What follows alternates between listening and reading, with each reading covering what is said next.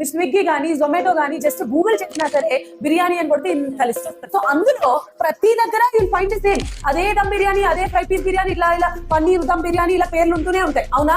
So అందులో మనకి కావాల్సిన బెస్ట్ బిర్యానీ ఎక్కడ కావాలి అంటే దాని quality is decided by the restaurant. Same అదే కాన్సెప్ట్, జాగ్రత్తగా వినండి. సిమిలర్ ఏంటి అంటే మనకి కావాల్సిన గ్రూప్స్ ఏవైతే ఉన్నాయో those which are formed by elements, carbon గానీ, హైడ్రోజన్ గానీ, ఆక్సిజన్ గానీ, నైట్రోజన్ గానీ, ఇలాంటి ఎలిమెంట్స్ అన్ని కలిసి డిఫరెంట్ కాంపౌండ్స్ ఫామ్ చేస్తున్నాయి. ఎలా అయితే మసాలా, రైస్, ఉల్లి, onion paste, ginger garlic paste, ఇవన్నీ కలిసి బిర్యానీ ఫామ్ చేస్తున్నాయో, ఇప్పుడు బిర్యానీ టేస్ట్ ని ఎవరు డిసైడ్ చేస్తున్నారు? రెస్టారెంట్ బట్టి బిర్యానీ టేస్ట్ మారిపోతుంది. అలాగే ఈ డిఫరెంట్ కాంపౌండ్స్ ఫామ్ చేస్తున్నప్పుడు ప్రతి కాంపౌండ్ కి వాటి యొక్క రెస్టారెంట్ లాగా వాటి యొక్క గ్రూప్ ఉంది which will be determining the properties of the compound.